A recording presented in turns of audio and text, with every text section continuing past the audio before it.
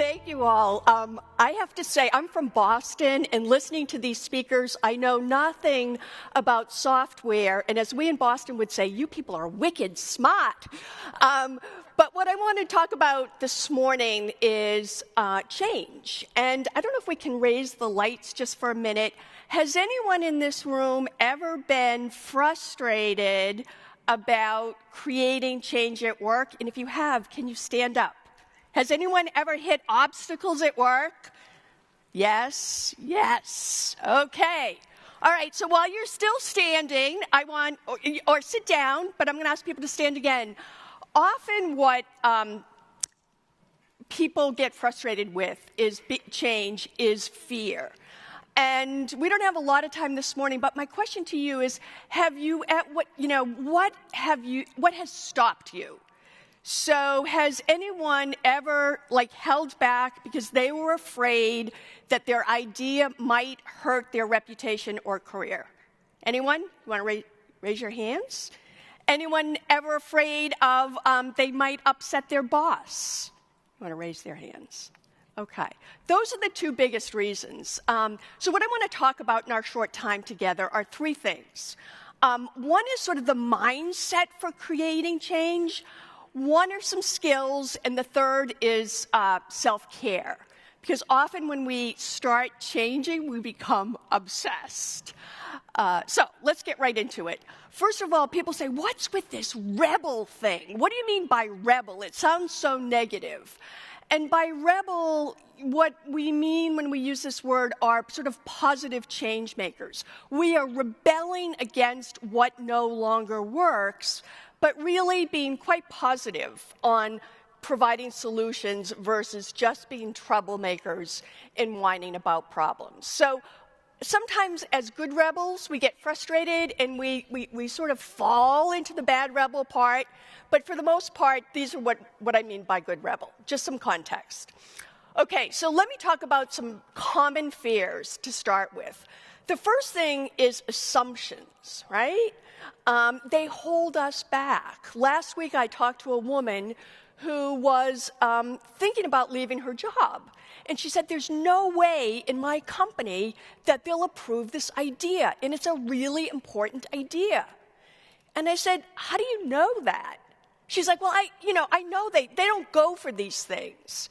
And I said, do this. Go back and talk to your boss. She went back, she talked to her boss, and her boss said, we've been thinking about that idea.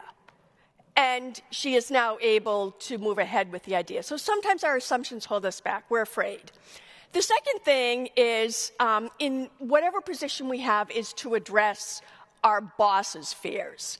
Don't you love this Vince Vaughn stock photography? So what do our bosses, when we think about what our bosses are worried about, right? I mean, and if we understand what they worry about, we can tailor our ideas to make them less worried. Our bosses don't want to look bad in front of their bosses. They want to avoid criticism. They don't want to waste time. So when we understand what these things are, we can tailor our ideas accordingly. I'll show you how. The other thing that's really useful is, why do bosses say no to ideas? Usually, the biggest thing is often it's just not that important. The other thing is we get so wrapped up. I don't know about you, but sometimes I've gotten so wrapped up in ideas that I just thought was brilliant. I started explaining how everything would work, and my boss just sat there and said, Lois, what are you talking about? So what's the what? Sometimes it's bad timing that our bosses say no. Sometimes they don't like the idea and don't know how to tell us. And often bosses just like things the way they are. So it's helpful to know the why. One of the most important pieces of advice I can share with you as it comes to fears and creating change is, don't go it alone. When we're creating change, this is, I'm so sick of people talking about, the hero's journey. And really, we are always more effective when we have a rebel pack, right? People who are with us can help us, and together we make the ideas better. Now, there's another reason why this is really important. When 10% of the people in any organization or company or town or society get behind and believe in an idea, the idea will be adopted, right? That's like really big. If there are 300 people in your organization and you want it to tip to this new idea, all you need to get are 30 people to be with you, right? If there are 1,000 people, you need 100. So as we create our rebel pack of people who have the same ideas, who are helping us, who are out there talking about the idea, we are more likely to get the idea approved, 10%. In skills, what skills are important? One thing is sensing what's going on in the organization. What's kind of bubbling up? As people have meetings, what new terms are they using? What are people saying? You should learn about this. What's being put in budgets? As we sense what's going on and really understand what's going on, it will help us position our ideas to what people find important. The other thing with any organization, too, is understanding how things work. When are decisions made? So if most decisions for new projects are made in June, and that's when the budgets are locked down, if you come in May with your idea, it may be too late. So just understand how things get done. Second thing in skills is to make friends with the bureaucratic black belts. Now, these are the people who really understand how things work and are often the people who say no and look for all the reasons not to do something. In my career, most of my career has been in marketing, and I've always found like the BBBs that I really had to make friends with were the legal people. So who are the BBBs that you need to get to know? Often we end up communicating, having lunch, talking to the people who agree with us. It's equally as important to get to know the people who don't agree with you and build relationships with them. So I would just challenge you when you go back to work, who are 2 or 3 BBBs who you could have lunch with? Second skill is communications. When we're communicating new ideas, there are 3 really important things. One is what's at stake? Why does it matter? The second is what could be, paint a picture of what could be. And the third thing is to show it can work. What's at stake? How will things be better? And instill some confidence that you know what you're doing. And the higher up you move in the approval chain, the more succinct you want those ideas to be. The other thing with an idea is you need to frame your idea so people understand what you're talking about. And I think in technology, it's often easy to get caught up in the details of the technology. And when you're then talking to business decision makers, it's like there's a different language being spoken. So there's a great book on screenwriting and how to pitch a screenplay. And I would say an advice works for us too, is to frame your ideas that people understand. Fast Company was trying to get funding back in the 80s, they said it's a new magazine that sort of mashes up, Harvard Business Review and Rolling Stone magazine. And people said, oh, that's kind of interesting. I was working with a big Fortune 50 company, and they were trying to get $10 million approved for a social intranet. And people said, what is this? I don't understand it. And people said, well, it's sort of like if SharePoint and Facebook had a love child, this is what you would get. So kind of silly, but people understood. Prove it can work. This is probably, you probably understand this part in proving it can work.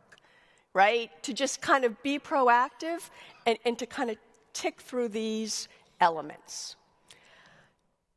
The one thing that really gets in the way of change, and we all sort of run from it, is conflict and disagreement, because there is nothing ever changes without some sort of disagreement or conflict. And most of the time, it makes us very, very uncomfortable, so we run from it. And the more we avoid conflict, the longer and more prolonged the effort to get something either yay or nay goes on. So I would say with conflict, it's really important to learn how to listen, to ask people what the real issue is. You know, if it's not going well, if you say to someone, I get the sense that you don't like this idea. Can you tell me what's in the way? Be very direct in asking them. Ask people for alternative solutions. If people are like shooting down your ideas and poking holes in everything that's wrong with it, to say, just be calm, that's interesting. How would you solve this? What are your ideas? And open up that conversation. Master the meeting. I could spend like an hour on that one, but learning how to master the meeting is important. And also knowing how to sort of strategically address bullies. And there's a way to do that, to call their bluff and sort of, I guess this doesn't sound very nice to say cut them off at the knees, but I don't know what the polite way to say that, but to really master the bullies so that they don't master you.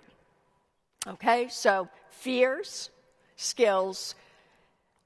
As I'm talking to people about change, this seems to be the self-care so important to people, and we don't think about it. How do we take care of ourselves so we don't burn out? And how do we know what to do when we have been thrown under the bus? So first of all, I'd like to just encourage you to express gratitude about what is going well at work. Know that if you're put in the penalty box, it's a way to kind of step back and look at what's going on, and you'll be able to come out of it. And to sort of have friends outside of work and not to get obsessed, because when you get obsessed, you can no longer see. So I want us to talk about if you get thrown under the bus, and this will happen, go under the radar for a while, reassess, find a new boss, and look at should you quit. When should you quit? The two most important things of should you quit after you've sort of really pushed a big idea through. One is, have you just lost any support at all? And if no one has your back, it's probably a good time to leave. And the second thing, if there are no opportunities to learn, then it's time to leave. So last thing I want to leave you with is in creating change, never lose your sense of optimism. Optimism is the greatest act of rebellion. And optimistic, positive people attract other people to their rebel pack. So please do it together and be brave. The world needs new ideas. Thank you very much.